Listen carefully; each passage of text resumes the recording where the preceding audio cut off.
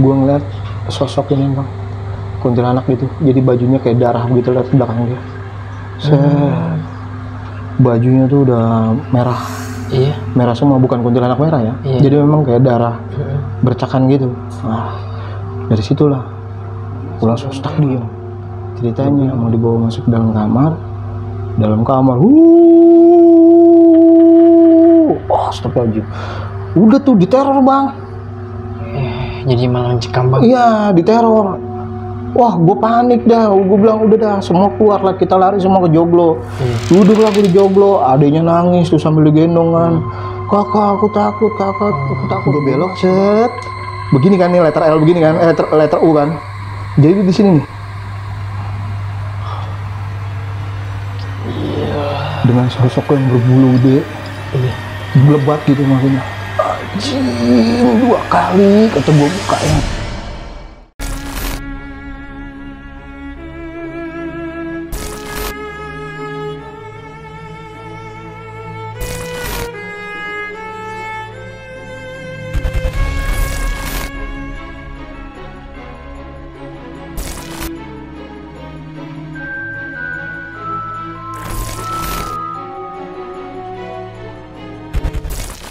Assalamualaikum warahmatullahi wabarakatuh. Balik lagi di Dimensi Mistik bareng gue Aris. Dan lagi-lagi kali ini di samping gue udah ada seorang narasumber. Jadi narasumber gue ini akan menceritakan kisah pengalaman horornya pada saat dia diamanati nih untuk menjaga rumah joglo. Dan ternyata rumah joglo yang diamanatin ini menyimpan misteri di dalamnya. Gue juga udah penasaran, jadi langsung aja nih biar narasumbernya menceritakan sedetail apa nih, apa aja yang dialamin selama di rumah joglo tersebut. Langsung aja kita sapa narasumbernya. Halo, assalamualaikum Bang Bolot. Waalaikumsalam Bang. Kabar Aris. sehat Bang Bolot Waseso? Alhamdulillah Bang Aris. Kesibukan lagi ngapain aja nih Bang? Ajak ijik uhoy aja sih Bang, paling Bang. Ajak IHU ya. Masih konten-konten Bang. Konten-konten aja nih. Nah, jadi Bang Bolot ini juga salah seorang konten kreator nih. Kalau bisa disebutin nama channelnya apa nih Bang? Sesuai baju Bang, Circle Gaib Bang. Circle Gaib. Nah, itu isi kontennya apa aja nih Bang? Di situ ada explore, ada podcast juga Bang. Explore ke tempat-tempat angker nih. Bener Bang. Ya, ada podcast juga kayak kita gini. Iya Bang. Nah, jadi buat kalian wajib banget tonton video ini sampai habis, dengerin ceritanya Bang Bolot Waseso ini. Menurut gue ceritanya Bang Bolot ini bener-bener epic parah nih, gokil abis. Dan nanti setelah nonton video ini, kalian langsung aja mampir ke channelnya Bang Bolot. Nama channelnya Circle Gaib. Di situ ada podcast juga sama penelusuran ya Bang. Jadi buat kalian yang suka banget nih sama penelusuran ke teman-teman angker, pabrik-pabrik terbengkalai, wajib mampir. Dukung juga sepenuhnya dengan cara subscribe, like, komen, dan share. Nanti linknya bakal gue cantumin di kolom deskripsi. Dan Bang Bolot ini, tadi kita sempat ngobrol sebentar nih Bang. Iya. Lu dikasih mandat atau amanah ya buat nempatin rumah joglo ini. Iya. Lu ngalamin apa aja nih Bang selama di rumah joglo ini Bang? Di dalam rumah joglo itu waktu itu kan gue nempatin kebetulan rumah itu rumah bekas pembunuhan Bang. Jadi suami istri itu gue nggak tahu cekcok karena apa. Terus setelah kejadian itu seminggu, akhirnya gue diajak sama guru gue ke situ. Iya. Gue disuruh nginep di situ karena kata si guru gue itu banyak eksistensi di situ dari sosok kuntilanak yang badannya penuh berlumuran darah begitu. Nah jadi anaknya ini, anak yang orang bunuh diri itu diganggu. Jadi gue yang disuruh nempatin tempat itu buat nemenin. Selama lo ada di situ tuh banyak banget gangguan nih pasti. Banyak Bang. Gila. Tapi bisa ya kita tahan dulu nih Bang ceritanya Bang. Siap Bang. Gue juga udah penasaran, dan sebelum gue lanjut ke ceritanya Bang Bolot ini, buat kalian yang mau jadi narasumber di Dimensi Mistik seperti Bang Bolot Waseso ini, punya pengalaman horor kisah nyata yang epic-epic, kalian bisa langsung aja DM ke Instagram Dimensi Mistik atau bisa melalui email. Bisa juga nih langsung DM ke Instagram gue, nanti semua linknya bakal gue cantumin di kolom deskripsi. Terus dukung channel Dimensi Mistik dengan cara subscribe, like, komen, dan share biar gue makin semangat menghadirkan narasumber yang punya pengalaman horor kisah nyata yang epic-epic seperti yang dialami sama Bang Bolot Waseso ini. Yaudah, gue rasa cukup, nggak usah banyak berbahasa-basi lagi nih. Langsung aja kita gas ya Bang. Siap Bang. Ya udah, langsung aja nih kita petik ceritanya. Bang Bolot bisa langsung lu mulai aja nih Bang ceritanya. Oke. Jadi ini kejadian tahun 2011 Bang. 2011. Dimana dulu gue itu masih nganggur lah. Gue pernah kerja di salah satu pabrik, tapi karena nggak srek, gue keluar. Nah akhirnya gue ngikut sama guru gue nih. Jadi kalau dia ngobatin orang, gue selalu ngikut tuh Bang. Maksudnya kemanapun dia pergi gue ngikut. Maksudnya gue pengen lihat cara dia ngobatin orang tuh seperti apa ya kan. Nah akhirnya di 2011 itu gue dapat mandat nih dari guru gue. Gue nggak tahu kalau itu, nggak taunya lokasi rumah itu tragedi. Sebenarnya sih rumah itu namanya bukan rumah joglo bang, tapi itu gue inisialkan. Iya. Karena memang kondisi rumahnya itu di depannya ada joglonya bang. Oh gitu ya. Makanya gue kasih nama lah itu rumah joglo. Nah jadi kembali lagi ceritanya. Jadi ceritanya seperti ini. Waktu itu gue sama guru gue datang ke lokasi itu. Gue nggak tahu dong. Maksudnya gue diajak situ tuh fungsinya untuk apa? Yang gue tahu ketika guru gue pergi sama gue pasti ngobatin orang dong. Ya kan? Udah nyampe situ. Sempat guru gue ngobrol ketemu sama si tukang kebun dari rumah itu. Diajaklah kita masuk ke dalam. Guru gue ngobrol, gue nungguin di depan kan. Gue ngeliat memang situasi rumahnya itu bener-bener ini banget bang. Terbilang horor banget. Oh suasananya udah horor banget. Iya. Gue bilang horor itu karena memang rumah sebesar itu yang menghuni itu cuma 5 orang. Jadi suami istri, anaknya 2 cewek semua, sama si tukang kebun itu. Nah akhirnya guru gue ngobrol di dalam, gue sempat nyambil kopi dulu tuh di luar kan, karena memang kalau mau bikin kopi aja tadi gitu. Ngobrol lah guru gue di dalam tuh sama si tukang kebun itu. Gue nggak tahu dia ngobrolin apaan karena memang gue nggak kepo kan. Akhirnya datanglah satu mobil. Gue inget tuh datang satu mobil, nurunin 2 anak perempuan. Jadi ya usianya waktu itu sebaya lah sama gue belasan tahun gitu kan. Dia turun, sempat gue sapa. Neng gue gituin, iya dia masuk ke dalam. Saya langsung masuk ya, iya masuk ke dalam. Nggak taunya udah nyampe di dalam itu jadi salah satu anak perempuan yang sebaya sama gue nih, sempat berhenti bang. Sempat berhentinya tuh dia tuh kayak punya trauma di rumah itu. Oh iya. Tapi kalau untuk tragedi rumah itu gue belum tahu ya. Gue belum tahu tragedinya seperti apa. Nah akhirnya gue penasaran dong. Gue nanya, gue sebut aja lah dia si P kan. Gue bilang, kenapa gue gituin? Oh enggak apa-apa, aku kalau mau masuk ke rumah ini kayaknya nggak enak aja, ingat sesuatu. Nangis. Oh iya. Ya gue bingung dong, lah kok nangis gitu loh. Apa gue salah ngomong? Apa gue negor dia caranya kasar, gue kayak premanisme atau apa gitu kan, makanya sampai dia takut. Udah akhirnya gue mundur lah, karena gue nggak mau nanya yang lebih detail lagi tentang kejadian itu. Gue jadi mau denger cerita rumah itu tuh dari guru gue. Sempat gue nungguin guru gue tuh lama bang. Kalau nggak salah tuh sekitar hampir 2 jam. Gue di depan sambil ngopi, sambil ngerokok. Itu gue bikin kopi sampai 2 gelas. Guru gue tuh belum balik lagi. Ya gue di situ sendirian kan di joglo itu. Gue duduk diem aja. Kata gue ngapain sih kok tumben gitu ngobatin orang tuh lama. Biasanya kalau gue datang ke lokasi itu ketemu sama pasien, ya guru gue yang megang langsung. Nah setelah guru gue megang, guru gue ngasih clue nih, ini loh kayak begini gini gitu. Nah, akhirnya tinggal gue sama guru gue meditasi lah di salah satu lokasi itu. Nah ini kok lama, gue bilang kok lama banget. Gue sampai bete banget bang. Bete-nya karena apa? Gue nyampe di lokasi gue nggak tahu kisi-kisinya lokasi itu seperti apa. Dan begitu gue ditinggal sendiri, udah kayak kambing conge kan. Nah udah gue duduk diem. Singkat cerita setelah 2 jam itu guru gue keluar. Langsung nanya sama gue, lu sehat kan Lot? Set, gue ditanya begitu kan, maksudnya apaan? Gue digituin, maksudnya apaan nih? Enggak, lu sehat kan? Ya sehat. Enggak, gue takutnya lu tinggal di sini bentrok sama sosok yang ada di sini, lu kesurupan lagi di sini. Gue gini langsung ngeliat aja tuh, kopi sampai habis 2 gelas kita nungguin, kagak ditemenin orang, gue gituin kan. Kata guru gue, enggak, gue kira lu kesambet.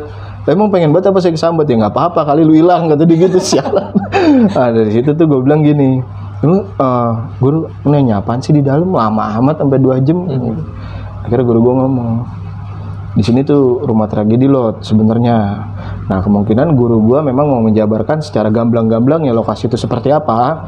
Nah akhirnya ditariklah si tukang kebun itu ngobrol sama gue, sama guru gue di joglo itu bertiga. Dijelasin lah. Jadi si guru gue tuh ngelempar omongan ke tukang kebun itu, bang kasih tahu clue-nya ini, clue rumah ini seperti apa gitu. Nah akhirnya si tukang kebun tuh ngasih tahu. Sebenarnya gue nggak pengen tahu bang, nggak pengen tahunya tuh karena memang yang gue tahu gue datang ke lokasi ya tadi gue bilang kalau gue ketemu pasien ngobatin orang, guru gue ngasih clue ya gue langsung ngejalanin gitu kan. Nah akhirnya karena memang di situ timbul rasa kepo gue tanya. Jadi kejadian ini hampir sebulan yang lalu. Suami istri ini cekcok, nggak tahu masalah apa. Jadi si istrinya itu dikasih minum racun sama suaminya nih? Iya, dikasih minum racun. sampai mulutnya berbusa. Jadi kondisi gua ke situ tuh, yang punya rumah itu si ibunya itu katanya lagi koma di rumah sakit. Lagi koma di rumah sakit. Nah, terus gue tanya lagi lah, kan ini kan suami istri nih. Si bapaknya ini gimana? Gue tanya dulu, maksudnya maaf, yang ngasih minum racun itu si bapaknya? Iya, karena memang waktu itu ada kejadian, nggak tahu masalahnya apa, tiba-tiba terjadilah hal seperti itu. Nah, pas gue tanya kan, jadi si ibu itu dia ngejelasin tentang si ibu itu di rumah sakit. Gue tanya lah, terus si bapaknya kemana? Nah, dari situ bang, jadi yang dipikir ibunya itu udah meninggal. Akhirnya dia mengakhiri hidupnya. Si suaminya mengakhiri hidupnya, mungkin karena penuh rasa penyesalan kali atau gimana, dipikir bininya mati. Jadi setelah kejadian itu nggak lama bang, setelah istrinya diantar ke rumah sakit, suaminya itu langsung bunuh diri, nggorok dirinya sendiri. Nggorok dirinya sendiri pakai pisau, karena kehabisan darah. Di kamar kan dikunci kan, jadi nggak ada orang yang tahu. Yang nemuin itu ya si tukang kebun itu. Dia tuh kayak ngelihat, jadi memang jaraknya tuh nggak jauh, dia bunuh diri itu dekat pintu. Ya gue berpikirnya gini, mungkin biar orang cepat nemuin dia kali gitu ya, si korban ini. Nah kata si tukang kebunnya, ya dia nemuin bercakan darah tuh kayak bekas jejak kaki tikus. Jadi kayak tikus nginjak air di darah itu, terus di jalan.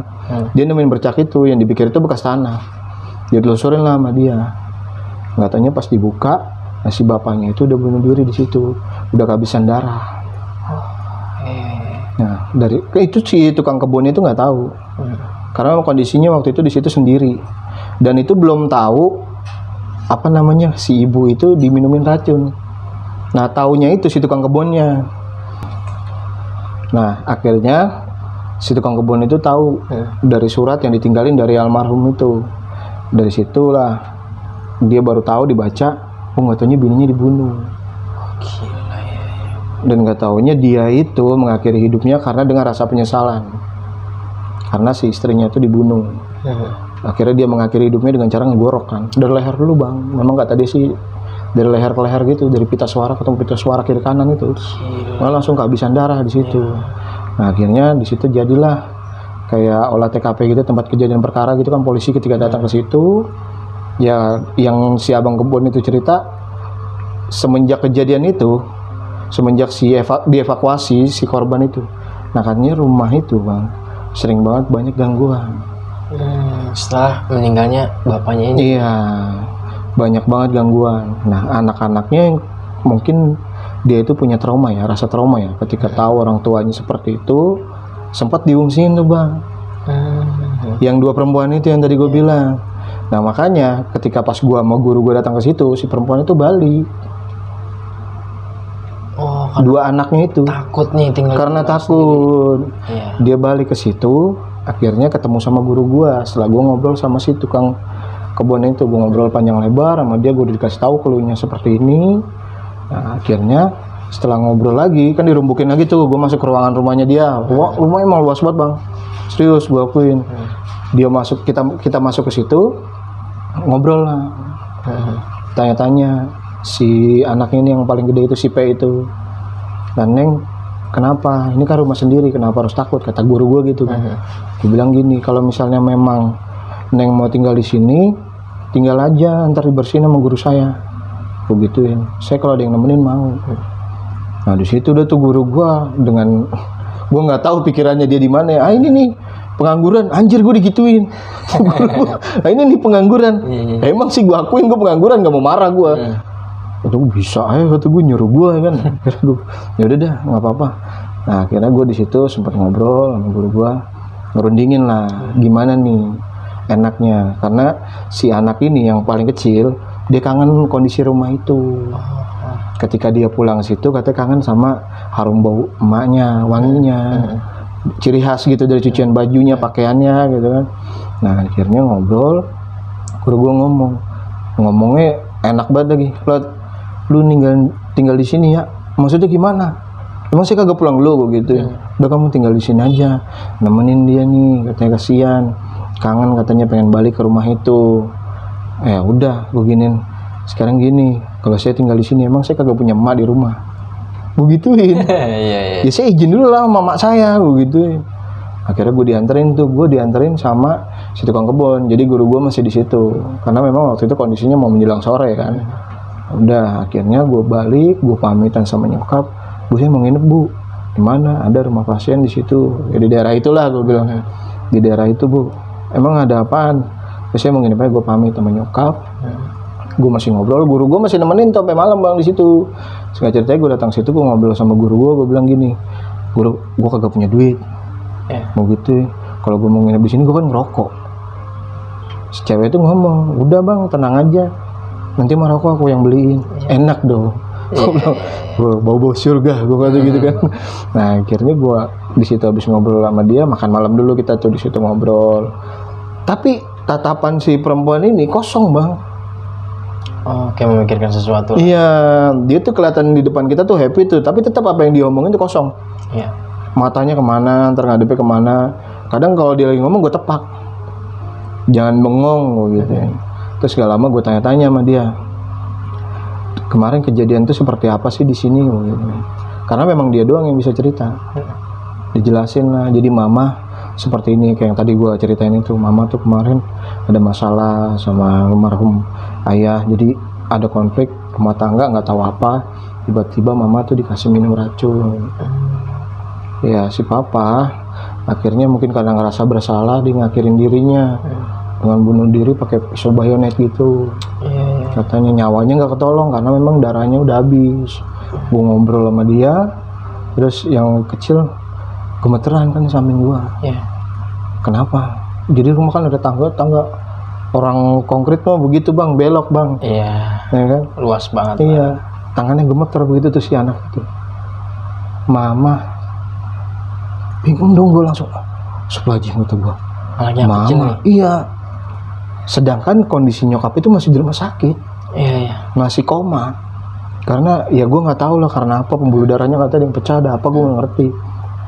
Dia ngomong kayak gitu, mama gue nengok nggak ada. Jadi gue pikir wah ini anak ini halusinasi. Gue bilang lah ke kakaknya, gue bilang ajak adiknya ke dalam, ke kamar tidurin, mungkin udah ngantuk kali karena kondisi waktu itu udah hampir jam 9 lebih kan. Kira dibawalah adiknya ke kamar tidur.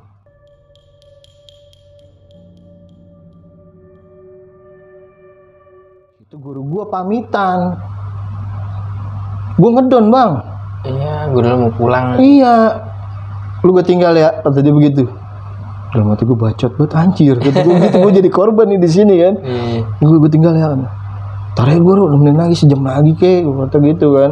Maksudnya gue habis kita ngobrol rame-rame, tiba-tiba kita ditinggalin kan gak enak ya. Cuma emang di pikiran yang kagak kali kalau menurut gue. Dia pamitan, balik, kasih duit tuh gue sama guru gue, cepet. Nih sehat-sehat, kalau ada kuntilanak, kata dia, lu ajak aja makan nasi goreng kalau tukang nasi goreng lewat. Gue diemin. Kata gue begini nih, bagian yang naas gue yang dikasih. Gue duduk tuh bang di depan. Si tukang kebun itu gue pikir dia tinggal di situ. Jadi di rumah itu ada satu ruangan yang gue pikir itu si tukang kebun tuh tinggal di rumah itu. Gue duduk di depan, gue duduk ke joglo itu karena di joglo itu ada galon bang. Jadi kalau gue mau ngopi di situ bebas. Akhirnya gue bikin kopi lah jam 10:30 tuh. Gue ngopi di situ.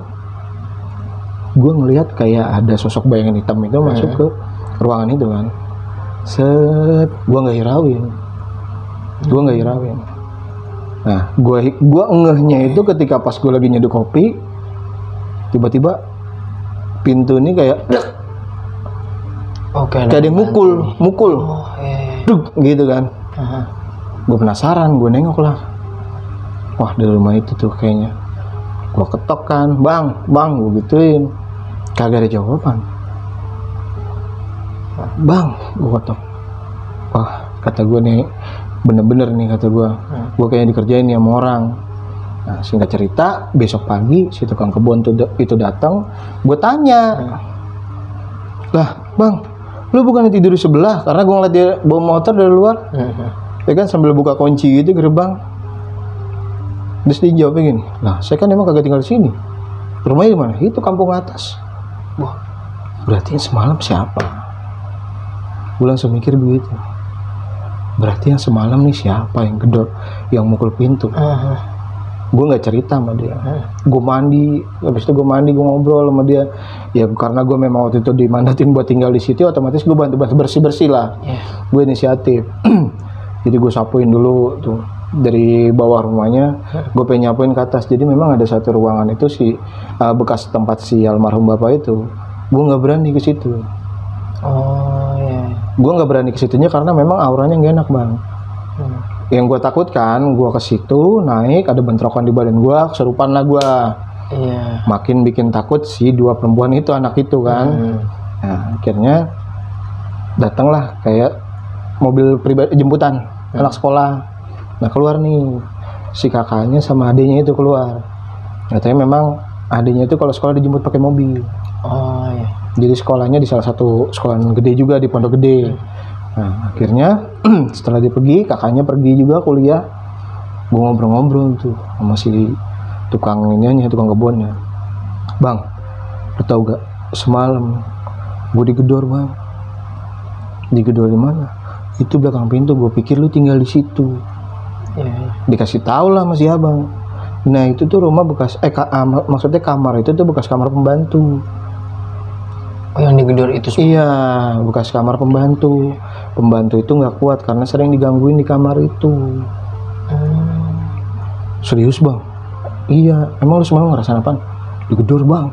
Pas gue lagi nyetekin inian, kata gue, buat minum gitu, buat manasin. Terus kata dia gini, ya udah Bang, kalau misal di sini mah hati-hati aja. Gue dibikin jiper kan sama dia. Gue giniin, gue mah kagak jiper. Gue tidur di joglo, Bang. Lu tidur di rumah joglonya? Iya, padahal itu gue ada ruangan satu khusus kamar, cuman gue nggak betah. Jujur kalau gue pribadi emang gue paling nggak betah tidur di spring bed, Bang. Lebih baik di glosoran begitu karena memang dari dulu gue seperti itu kan. Nah, akhirnya gue kembali lagi ceritanya, gue ngobrol sama si Akang itu sambil nungguin si anak itu pulang kan. Gue tanya, jadi Akang ini sistem kerjanya gimana? Saya ini kerja itu kalau pagi jam 5 baru balik, Bang. Lah enak Bang kerja begitu, tapi gaji gimana? Gaji mah jalan. Itu gue enak banget kan datang ke situ cuman nyapuin guntingin rumput tuh gitu. Kalau nggak ada kerjaan udah ngopi sama gue di joglo. Gue diem aja. Terus kata dia, Bang, kalau lu semalam kalau misal lu digangguin lagi, lu iniin aja, Bang. Lu samperin aja. Tuh kayaknya batu, Bang. Dukun lu, gue gituin aja. Dukun lu ngajarin gue gituin aja kan. Terus kata dia, kagak, Bang. Itu di situ katanya ada mustikanya. Gue gini percaya nggak percaya. Orang gue datang ke situ rumahnya kondisinya masih bau amis, ya kan? Ini nggak mungkin. Gue bilang ada mustika, ada apa ya? Karena memang yang gue lihat itu memang banyak benda-benda ini, Bang, benda-benda antik. Ya karena memang dia masih keturunan orang Jawa. Ya gue percayalah. Barang-barang seperti itu tuh mereka pasti punya. Cuman kalau untuk mustika tuh nggak ada yang gue tahu. Kalau memang di mejanya itu jadi kayak ada keris, ada tempel-tempel begitu. Ya kemungkinan kalau orang-orang yang awam datang ke situ iseng kan. Nah, kira singkat cerita, pulanglah si anak itu yang sekolah itu. Dia kan pulang kan lebih awal. Pulang tuh jam 2:30, kemungkinan setelah les dari sekolah itu kan. Karena dia ketakutan mau masuk ke dalam, gua ajak ngobrol dulu di joglo.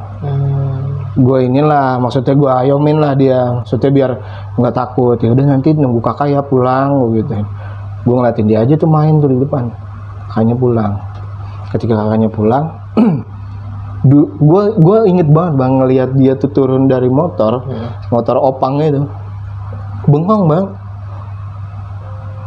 Gue langsung mikir kasihan banget ini anak ya, punya beban, punya unek-unek tapi nggak diceritain, nggak dikeluarin gitu.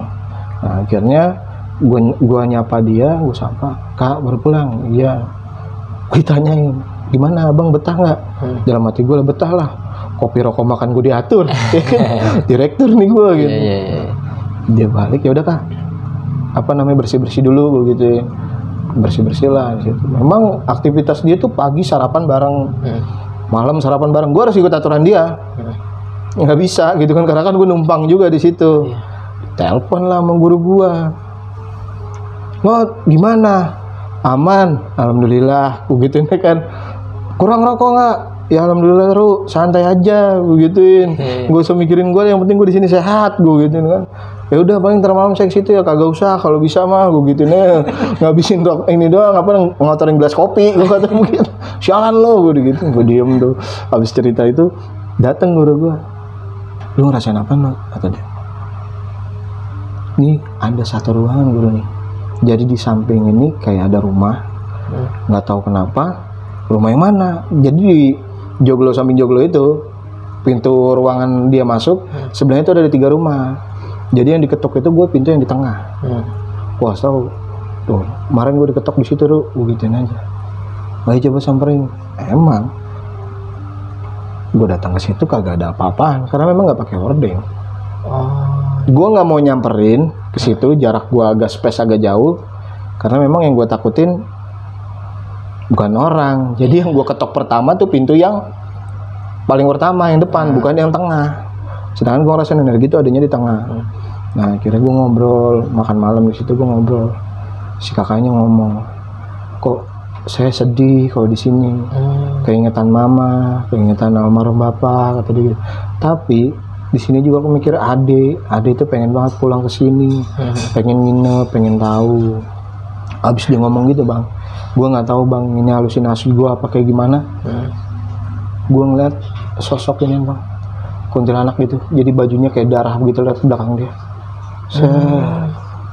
Bajunya tuh udah merah. Iya. Merah semua, bukan kuntilanak merah ya. Iya. Jadi memang kayak darah bercakan gitu. Nah, dari situlah gue langsung stuck diem. Guru gue nyolek, apaan Not? Udah, tenang aja. Jadi guru gue juga tolol. Kenapa bang? Dia ini orang bisa, tapi nggak bisa ngelihat. Lu percaya nggak? Iya, ada praktisi yang seperti itu bang. Ada praktisi yang seperti itu. Dia itu guru gua ini. Jadi yang manjur itu mulutnya sama doanya. Iya. Gitu. Itu yang paling manjur. Nah kalau gue ngeliat ya makanya gue lah yang dipakai di situ. Iya. Setelah gue ngeliat si kuntilanak itu, gue diem, gue nggak ngomong sama sekali. Si kakaknya ini mungkin kan mau ngerapihin piring ya, karena memang nggak ada pembantu di situ. Tiba-tiba dia mau masuk ke dapur, lepas tuh piring dari tangan, teriak langsung, wah, udah, gue samperin sama guru gue pegang, emang itu gue tunggu saat-saatnya, pegang sama guru gue, siapa ini, gini.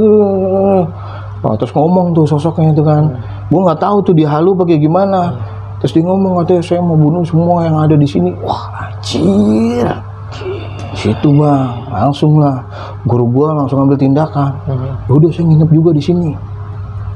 Kata dia gitu, setelah si perempuan itu sadar, jadi saya nginep juga di sini lah kalau memang kejadian seperti ini. Gue takut bang, karena apa? Gue di situ ngejagain 2 orang, gue sendiri. Nah akhirnya guru gue nginep di situ, kemungkinan karena memang guru gue dia nggak mau ada hal-hal yang berbau klinik begitu. Setiap dia di situ tuh gue tahu banget pikiran dia tuh selalu dibawa positif bang. Iya. Setelah kejadian si perempuan itu, dia juga punya rasa jiper juga. Samperin, lalu Ru, gue gituin. Tuh sosoknya sambat Ru. Lihat sendiri tadi perempuan tuh kayak gimana kan? Iya lu sampai kayak gitu ya katanya. Untungnya kata dia, ini gue apa tas bego ini manjur katanya. Gue bilang berak lu. Digeprek-geprekin, gue kan gak sial. Takutnya anak orang digeprekin badannya pada merah kan. Sadar, terus guru gue ketakutan. Gue pikir gini, mau tidur baru, ada banget dalam loh, dikasih. Lu di mana emang?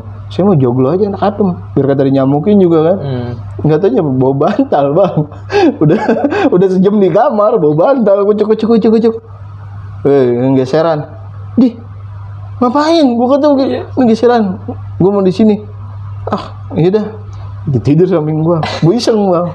Setengah 2 apa jam berapa? Jadi ada jam tuh gede banget tuh bang. Gue tinggalin pergi kamar, pagi-paginya purek sama gue. Sialan lu.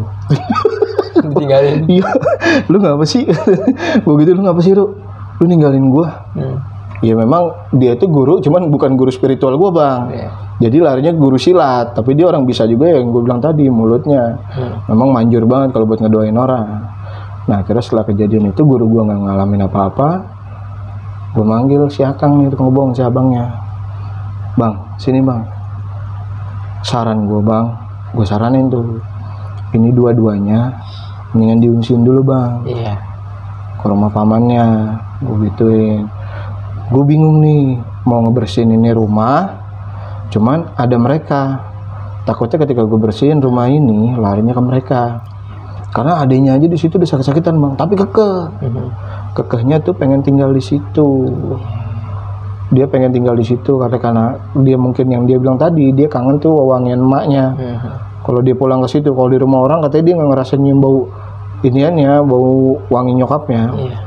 Nah akhirnya gue ngobrol sama si abang itu, katanya entar dulu dah, maksudnya nih karena dia memang mau dianterin ke rumah sakit dulu buat jenguk si ibu, kata dia. Ntar dari situ saya bujuk-bujuk lah, kata dia gitu. Mungkin gue nggak tahu dia ngomong apa. Nah, jadi singkat cerita setelah kejadian itu sebenarnya kakaknya ini udah punya, maksudnya udah punya planning, cuma berapa hari di situ. Cuman kan yang dipikirkan adenya karena sekolah di situ. Nah, jadi kalau tinggal di rumah pamannya tuh rumahnya di daerah Pulau Gadung. Ya Pondok Gede Pulau Gadung lumayan kan, sedangkan adenya sendiri sekolahnya di Pondok Gede. Nah, datang gue diampirin, bang bisa nggak saya berapa hari lagi lah di sini? Maksudnya gimana? Iya saya ini mau ngebersihin rumah ini gimana caranya? Gitu. Nah, kata dia, saya nggak masalah dia bang ngebersihin rumah ini, yang penting saya sama adik nggak apa-apa. Ngobrol lagi sama guru gua, gimana nih Ru? Gitu ya. Jadi nggak nih bisa nggak gitu? Karena gue takut nih. Takutnya bukan takut karena setannya. Jadi gue takut karena memang di situ ada dia berdua. Ketika kita ngebersihin di sini, takutnya ada eksistensi yang nabrak mereka berdua sampai sakit. Kemungkinan dia nggak terima bang. Kita ngomong kayak gitu di ruang tamu. Bangku bang, bangku plastik. Kayak ada yang lempar nih. Ya, ke arah gua orang. Demi Allah bang, sontak panik gue lah. Astagfirullahaladzim, apaan itu? Gue samperin kan, gue lari ke belakang kursi. Bangku plastik bang, dilemparin. Nah dari situ langsung gue puterin kan. Gue cari tuh, apaan tuh kata gue. Janjian si abang nih menakut-nakutin gue tukang kebon. Kagak ada. Tukang kebon kagak ada. Lah, apaan tuh? Gue kejar, set. Cewek itu nangis. Kata dia. Matanya dia ngeliat sosok kuntilanak yang bajunya belumuran darah itu lagi berdiri aja di ini tangganya dia. Langsung tuh di situ guru gua ngeliat, astagfirullahaladzim, saksi bisu itu 4 orang itu bener-bener nyaksin sosok kuntilanak itu. Semuanya ngeliat. Iya, mungkin nggak terima gara-gara rumah itu tahu mau dibersihin. Udah, akhirnya yang paling gue evakuasi pertama adiknya yang perempuan. Gue tutup matanya. Gue bilang, berdiri belakang kakak. Gue gituin. Dia berdiri belakang kakak. Lah guru gue ini gemeteran. Jangan takut. Gue gituin. Ayo, gas. Kalau emang dia ada di situ, gas. Kakaknya jatuh pingsan. Udah panik gue. Gue bilang, ini aja belum gue bersihin. Tapi ya si 2 orang ini jadi beban buat gue juga. Ya karena apa? Ya dia ngeliat sosok seperti ini dia pingsan. Udah tuh mau masuk ke dalam kamar. Ceritanya mau dibawa masuk ke dalam kamar. Astagfirullahaladzim. Udah tuh diteror bang. Jadi malah mencekam bang. Iya diteror. Wah, gue panik dah. Gue bilang udah dah, semua keluar lah, kita lari semua ke joglo. Duduk lah gue di joglo, adiknya nangis tuh sambil digendong kan. Kakak, aku takut. Gue masuk ke dalam. Gue ambil garam bata nih, gue hancurin, gue ambil, gue lemparin tuh ke sudut-sudut tuh. Wah, set dari dapur bang, gini bang gedenya. Katanya ada 2 sosok. Wah, gila. Yang lempar gue bangku itu sosok yang kayak genderuwo itu, yang besar itu. Oh iya. Giginya bang kayak sobek itu, panjang begini satu, sobek itu, matanya pokoknya full hitam dah. Berdiri, astagfirullahaladzim, kata gue diem aja tuh. Gue panik, gue ngambil sapu lidi untungnya. Sapu lidi itu, gue lempar, cabut, dia nabrak pintu. Astagfirullahaladzim, kata gue, gemeter banget demi Allah bang. Gue gemeter di situ, panik kan. Astagfirullahaladzim, gue kaget. Karena dia nongolnya tuh pas banget bener-bener tempat apa orang biasa motongin sayuran. Iya. Langsung buat jump scare kan buat gue. Astagfirullahaladzim. Tambah suaranya begitu. Astagfirullahaladzim kata gue. Gue diem nih. Kaki udah saking lemas. Duduk gue di situ. Gak bisa berdiri. Gue duduk diem. Mau gue kejar. Setelah kejadian itu gue kejar. Ketemu gue samit pakai garam. Gitu. Ketemu gue samit pakai garam. Gak ketemu. Larilah ke kamar yang tengah itu. Set. Jadi rumah tuh ada selah bang. Iya. Ke kiri. Set. Pas setelah gue mau ngikutin dia, demi Allah bang, gue nggak bohong, ngeledek gue. Gue belok, set, begini kan nih letter L begini kan, letter U kan. Jadi di sini nih. Iya. Dengan sosok yang berbulu gede. Iya. Lebat gitu maksudnya. Anjing, 2 kali kata gue mukanya. Gue samperin, gue gedor, duak pintunya. Karena gue tahu di lari situ. Setelah gue gedor, dibalikin pintunya, buk diem, langsung dijoblok pada nangis. Lah guru gue, gini doang. Gue bingung, anjing. Gue di sini sendirian nih kerja, sedangkan terima bayaran berdua. Dalam hati gue gitu. Tapi guru gue malah diem aja. Udah, gue samperin bro, evakuasi anak-anak masuk ke kamar. Dibawa ke kamar nih sama guru gue. Dibawa ke kamar, jadi kondisinya pas mau tidur si anak ini berdua ini, karena kan memang sekamar kan, tadi kan misah, ditemenin sama guru gue di situ. Diem lah di situ, masuk singkat cerita, entah itu jam 3 atau jam 2 gitu gue lupa. Jadi karena memang gue di kondisi di dalam kamar itu, lu percaya bang, gue tutup pintu, di luar itu dar. Jadi kayak ada benda dipukul-pukul. Panik gue. Nah di situ langsung karena gue ngelihat jadi ada pajangan stik golep, gue pegang tuh stik golep almarhum bokapnya, pegang, gue bawa keluar. Idih bang, itu kuntilanak yang bajunya darahnya duduk di bangku. Ada di bangku, rambut lebat ngeliatin gue begini nih. Ya Allah, gue samperin. Bro bangun, gue pakain bangun. Dia nongol nih, gue gituin. Lu baca sebisa lu bacain kan sebisanya. Gue sengkap bang, pakai stik golep itu, dedek nggak kena. Lari ke atas. Dari atas bang, gue diginiin bang sama anak kecil. Didorong. Iya, jatuh ke kiri, dak. Ya Allah, kata gue berdiri lagi, gue mau sikut nggak kena, lari ke bawah dapur. Teror makin parah bang. Setelah kejadian teror itu, gue bilang sama si Neng gini, wah kalau denger apapun jangan takut ya. Gue masuk ke dalam kamar itu lari, gue habis ngejar si itu. Jangan takut ya, kalau bisa besok pagi harus sudah pindah. Akhirnya mungkin karena singkat ceritanya karena memang dia denger omongan gue, paginya mau berangkat nih bang, mau pergi. Katanya buka lemari, si cewek itu nangis. Adiknya yang dengar. Katanya, bang, kakakku nangis di dalam. Di mana? Di kamar. Kondisi gimana? Pakai baju nggak? Aman nggak? Gue gituin, karena kan gue takutnya dia dalam tanpa busana gitu kan. Ya udah, aman kata dia. Gue masuk. Ini kenapa? Gue tanya, gue tegur. Ingat mama. Sebelum mama pergi nggak ada teror kayak gini. Situ kan gue langsung ngerasa bersalah kan. Apa mungkin karena ada gue di sini, mereka nunjukin eksistensinya. Guru gue di situ nginep sampai 3 hari bang. Yang tadinya katanya cuma sekali, sehari doang, sampai 3 hari dia nginep di situ. Nah akhirnya guru gue karena mungkin dia berpikirannya gue mau balik, nggak tega ninggalin gue sendiri. Guru gue langsung buka omongan ke si tukang kebunnya langsung keluar bang, mundurin diri.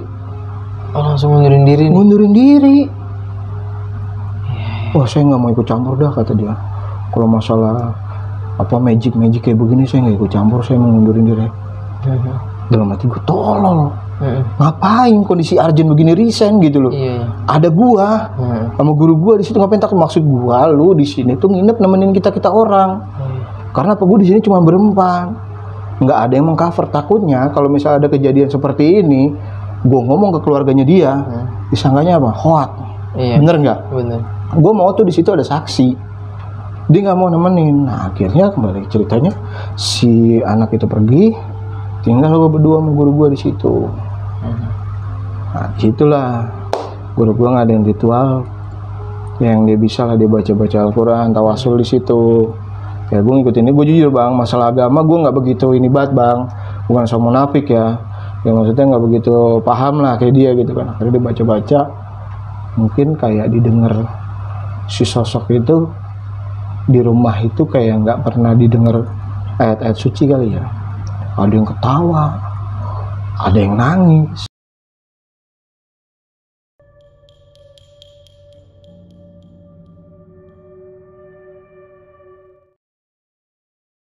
Jadi yang gue tahu, rumah itu kan rumah orang muslim ya. Tapi nggak ada bang kayak tempel-tempelan ayat suci Al-Quran gitu kayak apa. Jadi memang banyak benda-benda mustika itu bang. Jadi kayak keris, gitu, iya benda-benda klinik kayak gitu. Terus wayang-wayangan kayak gitu ya. Otomatis rumah itu terkesan horor lah. Ya pantas lah mereka ada di situ. Nah sedangkan gue belum penasaran nanya riwayat si almarhum itu seperti apa. Nah akhirnya setelah anak perempuan itu yang dua-duanya dievakuasi, dibawa ke rumah pamannya datang. Karena mungkin ngadu kali dia kejadian selama gua ada di situ ke pamannya. Gua langsung diomelin, kamu jangan nakutin ponakan saya gini. Gua bilang salah paham nih. Iya gua bilang, sekarang kalau memang misalnya saya nakut-nakutin, tanya sendiri sama keponakan, tanya sendiri sama tukang kebun yang udah resign. Gue gituin. Akhirnya ngobrol lah, akhirnya dia mengiyakan. Gue suruh pulang dulu tuh sehari. Oh disuruh kembali dulu. Iya sama pamannya, udah pulang dulu kata dia. Saya pengen nginep coba semalam ini di sini gimana. Singkat ceritanya gue nggak tahu dia mengalami apa kejadian itu. Tiba-tiba guru gue ditelepon, gue datang lagi ke situ. Ya udah mas, gimana caranya, pokoknya kalau bisa bersihin. Ambigu dong. Iya. Lah, kok nih orang ngomong kayak gini? Kemarin gue diusir. Gitu loh. Maksudnya gimana? Ya udah pokoknya sebisanya mas aja. Mas mau berapa nanti saya kasih. Kata dia gitu. Gue bilang gini, saya bukan masalah materinya pak. Saya nggak sukanya karena kemarin bapak ngusir saya. Begitu ya. Maksudnya kalau misalnya memang bapak ngomongnya enak gitu, mas saya nginep dulu semalaman ya, pengen ngerasain. Ini kan tiba-tiba kemarin bapak datang langsung ngomong, udah mas pulang aja. Sambil tangan seperti ini kan tadinya ngusir gitu kan bagi gua. Akhirnya ngobrol, dia minta maaf sama gua, dia mau balik nih. Mungkin karena memang penghuni situ nggak terima sama dia juga, atau mungkin ada kesalahan bang. Jadi ketika dia mau buka pintu mobil tuh, yang gue inget ya, buka pintu mobil gitu tuh udah dipegang bang sama dia. Yang namanya kalau memang nggak ada gaya tekanan, tangannya dia nggak mungkin ikut begitu bang. Tiba-tiba tuh pintu kayak nutup sendiri, cedak ngikut sama tangannya dia. Jadi kayak tarik nih. Iya. Gila. Langsung ngeliat gua. Udah pak, tenang, gue gituin aja. Tenang, balik, gue bukain pintunya. Saya balik ya. Ya hati-hati ya, gue gituin. Iya, saya titip ponakan saya. Bawa aja, gue gituin, bawa aja ponakannya. Akhirnya apa dibawa sama dia. Lu tuh, gua sama guru gua tuh di situ yang lakuin ritual lah. Ada ritual yang benar-benar khusus banget. Maksudnya biar dia tuh semua minggir. Jadi gue cari bambu kuning tuh bang.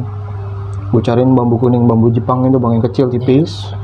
Gue cari, gue potongin. Karena kan memang kan sosok kayak gituan kan paling nggak seneng ya sama bambu yang ada warnanya. Nih kalau genderuwo, kalau ada bambu yang warnanya hijau, dia demen. Iya benar. Tapi kalau misalnya warna kuning dia nggak mau.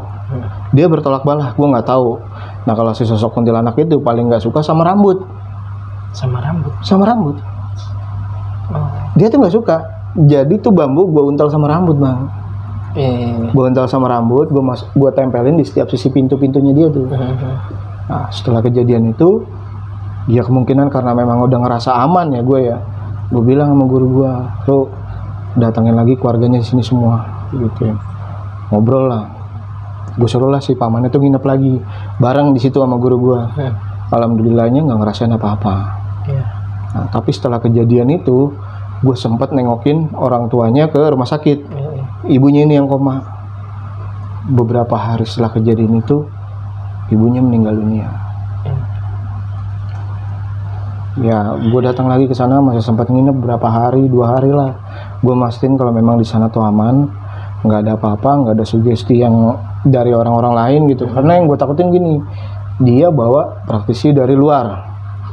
Otomatis pasti pola pikirnya diubah lagi dong.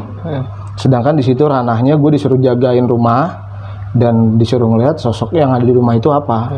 Gitu, sampai-sampai si almarhum bapaknya tuh hilaf sampai ngasih minum racun istrinya, dan nggak taunya itu hasutan dari si Gunturwo itu yang gue lihat di dapur.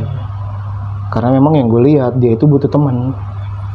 Yang gue lihat ya, dia tuh kayak butuh teman gitu.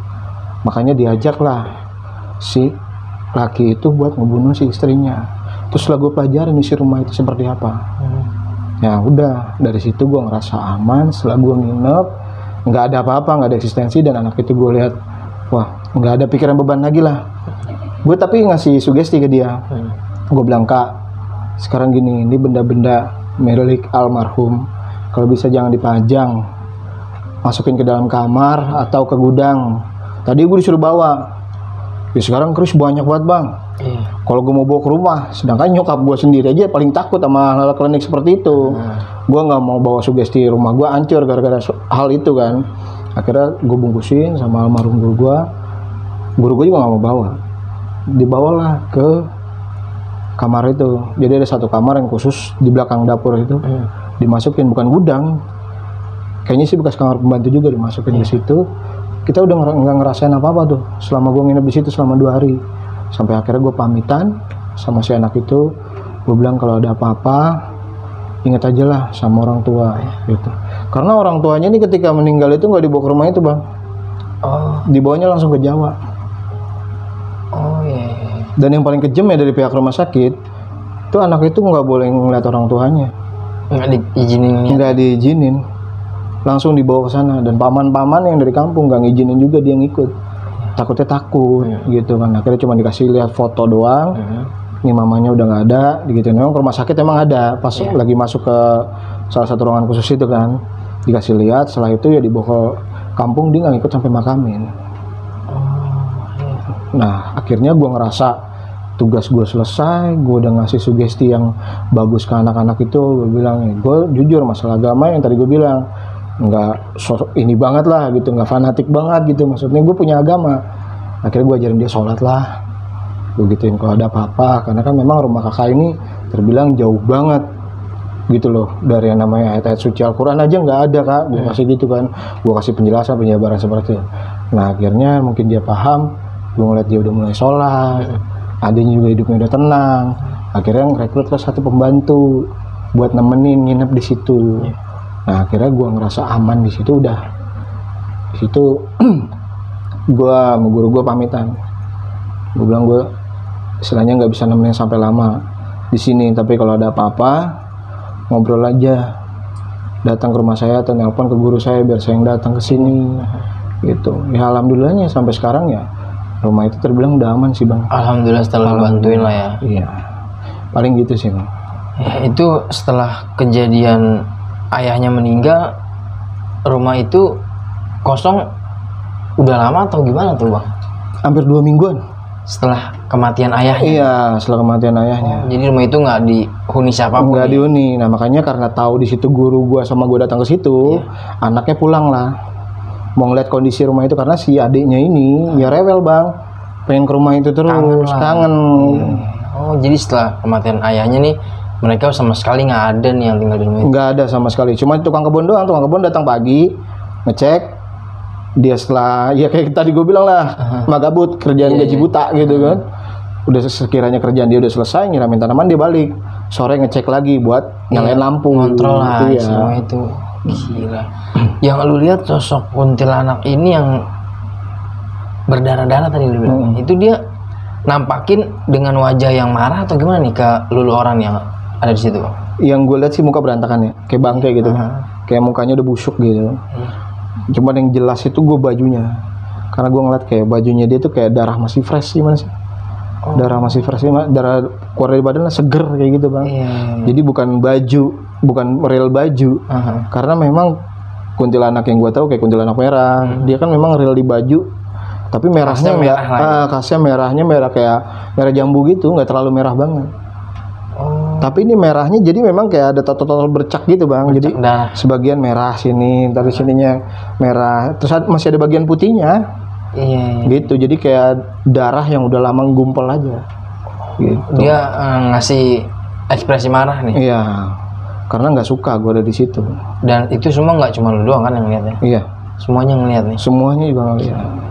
Sama sosok yang genderuwo ini nih yang bisa lu bilang tadi kan, itu dia bener-bener ngasih lu jump scare nih. Iya. Dan itu dia maksudnya tampakannya itu seseram apa sih bang? Kalau lihat bang aslinya bang, tinggi, yang jelas gue tinggi ini 168 ya. Dia mungkin lebih puluhan lagi lah, puluhan sentimeter lagi di atas gue. Dan ngeliatnya aja sampai ngedanga. Karena mau tinggi gede bang. Wah, ininya aja bisa 3 kali 5 kalinya tangan gue.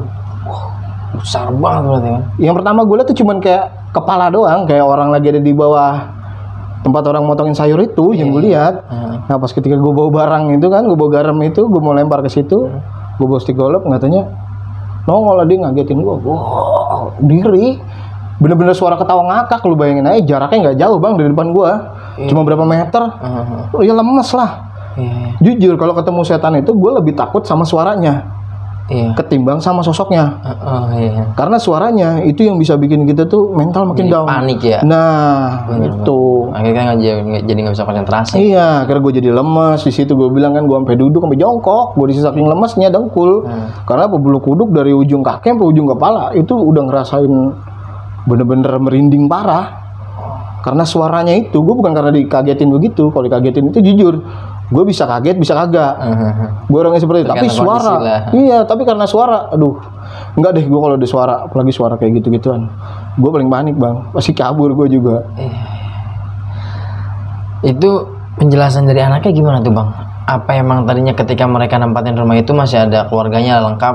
Itu angker apa setelah ayahnya meninggal karena mereka nggak dihuni ini baru angker? Nah gini bang, sebenarnya ada cerita yang ketinggalan sih. Soalnya kan tadi gue bilang sama bang Haris, kalau gue mau jabarin cerita ini kemungkinan bisa sampai 2 jam. Nah sebenarnya ini cerita gue potong bang, tapi gue tahu di belakang lo pasti bakal nanya. Akhirnya gue jelasin nih. Jadi si ibunya ini nggak taunya tuh selingkuh sama orang pintar juga, sama paranormal. Akhirnya ya kemungkinan karena ibu itu disetting sama si paranormal itu, ya kalau setiap pulang tuh katanya selalu ngadu argumen sama bapaknya. Iya. Akhirnya ketahuan lah dari foto atau dari apa gitu, ditaruh di bawah kasur. Nah ini kejadian perkaranya nih. Awalnya nih. Ditanya-tanya ibunya bohong, nggak mau jawab yang jujur gitu. Nah akhirnya kemungkinan karena bapaknya hilap, kesel, dan akhirnya dibawalah air minum gitu. Cuman tuh berupa kayak air jeruk gitu. Dikasih, dicampurin, ya gue nggak tahu dicampur apa gitu.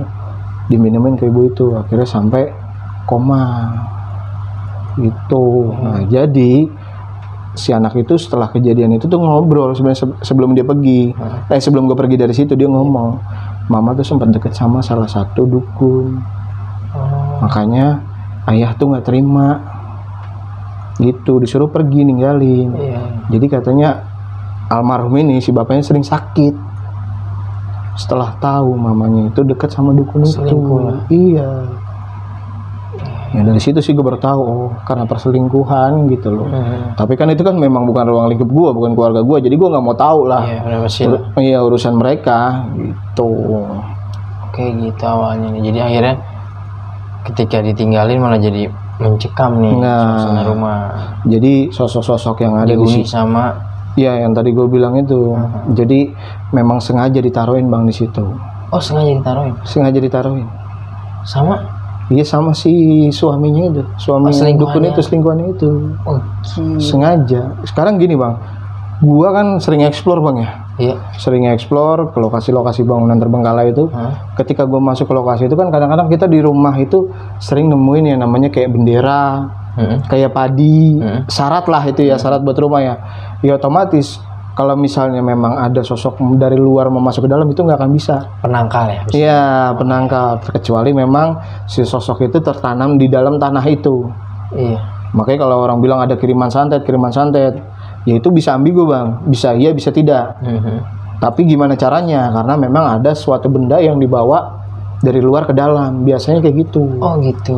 Jadi bukan kita tuh dikirim santet. Biasanya ada benda sugesti yang dari luar dibawa ke dalam.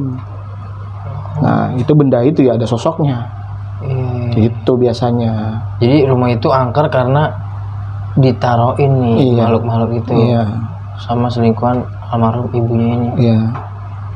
Gila banget. Apa lu nggak mau nanya lagi bendanya itu seperti apa? Kali gitu penasaran.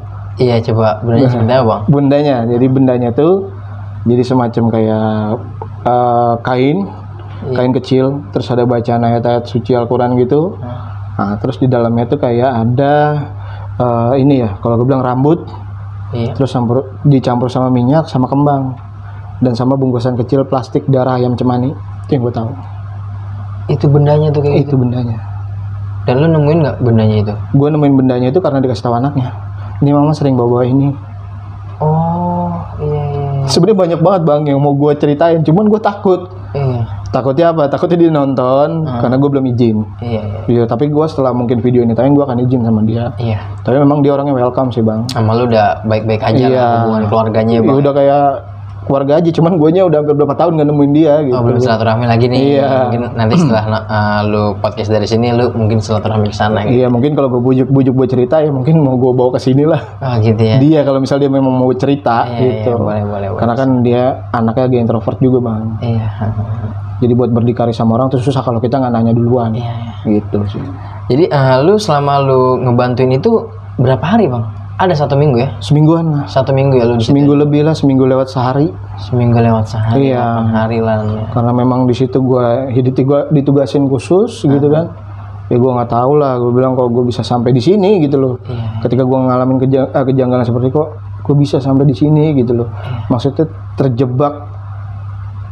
Maksudnya terjebak di salah satu yang bener-bener ruang lingkupnya itu bener-bener horor baru ini. Horor nih. Karena langsung terjun, langsung nginep. Biasanya kalau ngobatin orang, gue datang ngobatin orang, pulang. Iya. Lah ini gue nginep bang. Di situ memang ya gue dikasih bayaran yang gede, cuman gue nggak mau bang. Iya. Namanya kita ngebantu ya. Iya, namanya kita ngebantu.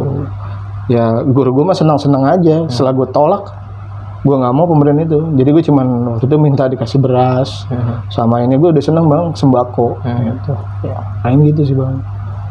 Gila banget nih, pokoknya gokil banget nih cerita yang lu bawain kali ini nih bang di Dimensi Mistik. Sekali lagi makasih banyak nih bang, sama-sama saya sudah mau berbagi kisah pengalaman horor lo. Dan buat kalian semua setelah nonton video ini wajib banget nih mampir ke channel YouTube-nya Bang Bolot Waseso di Circle Gaib nih. Jangan lupa di subscribe, like, komen, dan share. Nanti lu bisa lihat semua linknya ada di kolom deskripsi. Dan buat kalian yang punya pengalaman horor kisah nyata yang epic seperti yang dialami sama Bang Bolot ini menjadi narasumber di Dimensi Mistik, kalian bisa langsung aja DM ke Instagram Dimensi Mistik atau bisa melalui email. Bisa juga nih langsung DM ke Instagram gue, nanti linknya bakal gue cantumin juga di kolom deskripsi. Terus dukung channel Dimensi Mistik dengan cara subscribe, like, komen, dan share biar gue makin semangat menghadirkan narasumber-narasumber yang punya pengalaman horor kisah nyata yang epic seperti yang dialami sama Bang Bolot ini. Yaudah, gue rasa cukup. Gue Aris dari Dimensi Mistik dan Bang Bolot dari Circle Gaib pamit undur diri. Ciao. Bang Bolot, makasih banyak. Sama-sama Bang Aris.